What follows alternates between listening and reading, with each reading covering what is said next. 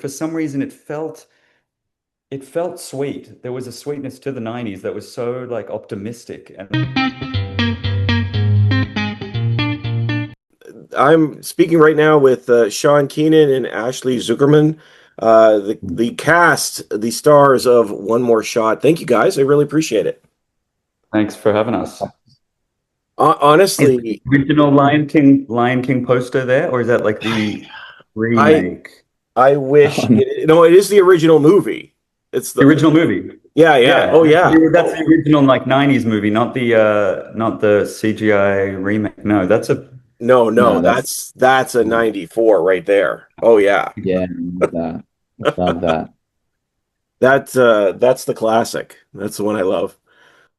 Um, and I really did love One More Shot. It's so funny and it's like dark and earnest, and there's so much to love about this movie.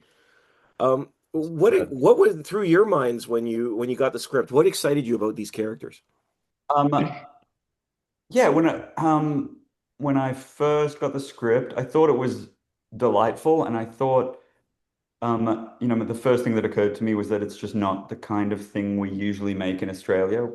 The types of things we usually make are either like they're on the spectrum in the sense that like they're at an edge of the spectrum in the sense that like they can be quite dark and sort of meaningful and earnest, or very light, but we don't make so many things that kind of operate between the two.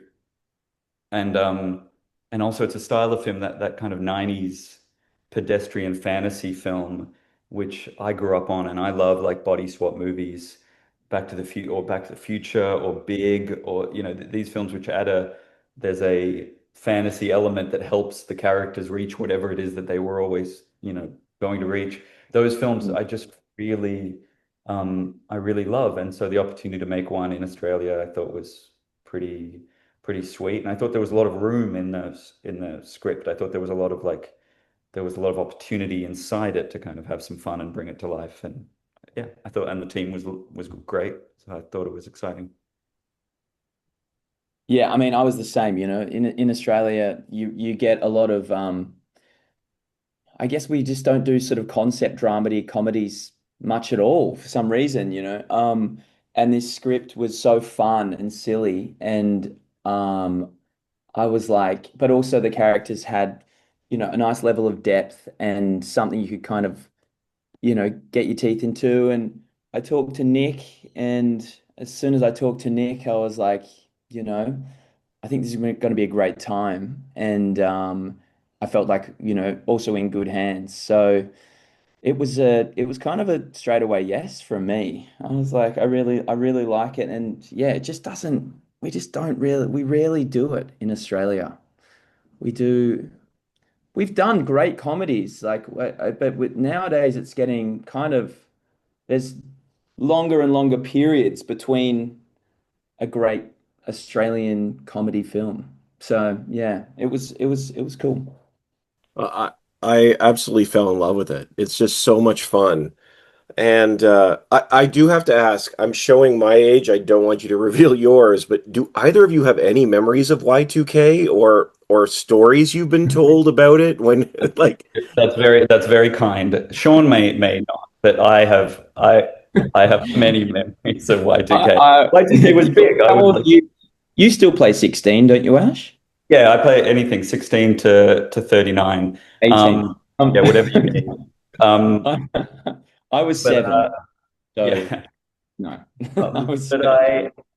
yeah, I mean it's funny because every period has its. I mean, it's crazy to think about like now when I was growing up and the 70s felt so far away, and now it's very difficult to put yourself in kids' minds now thinking that the 90s are somehow a period.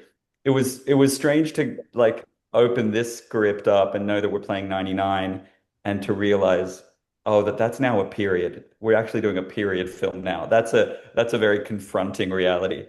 But I do remember Y2K, and I do remember how funny it was. I wasn't concerned because I think yeah, I just wasn't concerned. I guess maybe because I'm a kid, and maybe because I just like live in Australia where seemingly we have a good social safety net. So what, like we grow up thinking that nothing really bad can happen to us. So the apocalypse seemed very far away. But I just yeah, Sean. Do Look, when you read about Y2K, when you read about the 90s, does it? No, I was so blithely unaware. I think, but the 90s for me was such I was a child, but it was just like such a carefree time in Australia, but kind of globally, like there was no global warming, things like that weren't these sort of big global issues. So I just remember life being very carefree and kind of seeming a bit, but maybe that was just because I was a child. Well, maybe, but also I think there is something like there.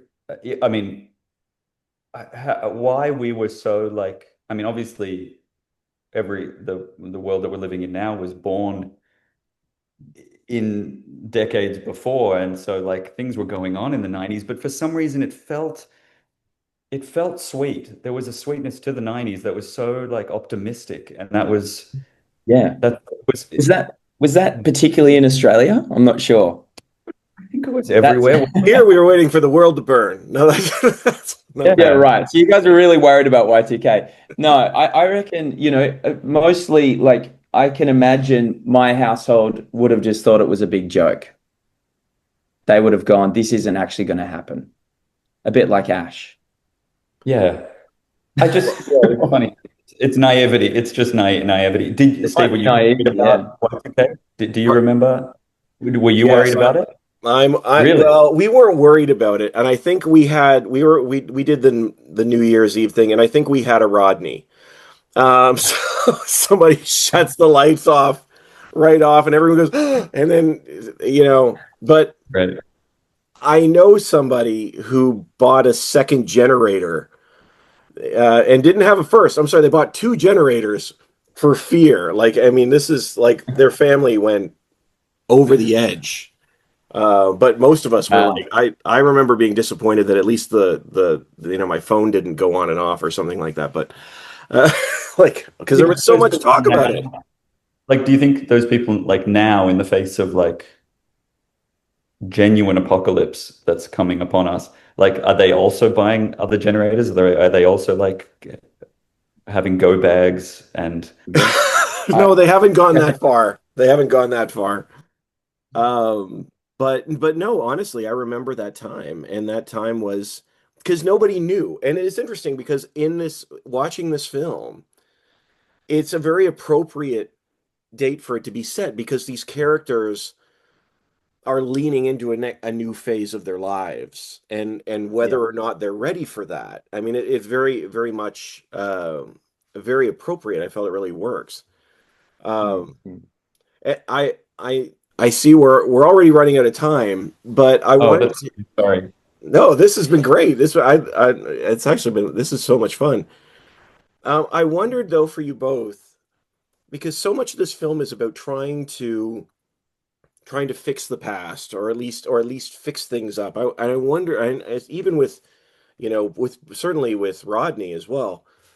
Um, do you think we can ever get it perfect? Like life in general, like when we do these things That's for what these.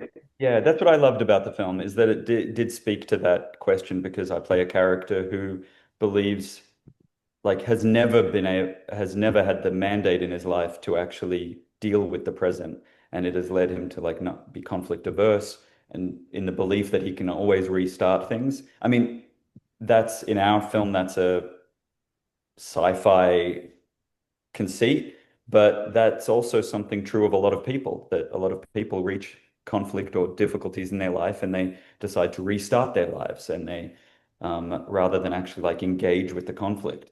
And I think that to answer your question, I think we can't ever really what Rodney like almost learns but doesn't, but definitely Emily's character learns is that like no, we can't actually fix the past.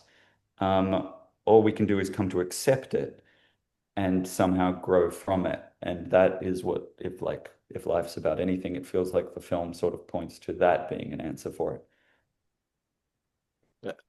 Totally. I mean, like if I had an actual time traveling bottle of something, I think I'd pretty quickly learn that, so far it's been the worst moments in my life and the biggest mistakes that pushing through the pain, living with the pain is, I know it's a cliche, but it's like that's what makes your life great. And Yeah. having the ability to dodge it would, I go, inevitably have to make your life worse. I think it's the life's about dealing with it, pushing through, and reaching the other side, and knowing that experiencing the lows, so you can get to those. Otherwise, it'd just be. I mean, I'd have a great time, but I think I'd end up less happy. Yeah, Yeah. Beautiful. yeah. I appreciate that. Honestly, the film truly is so much fun. I fell in love with it so quickly. And it's just a blast. You guys are great. Thank you so much for the time. I really Thank appreciate you it. so much. Really Thanks, mate. appreciate it. All right, let's Thanks so chat. much. Absolutely. Have a See great ya. day. Thanks. Yeah. Bye. Bye.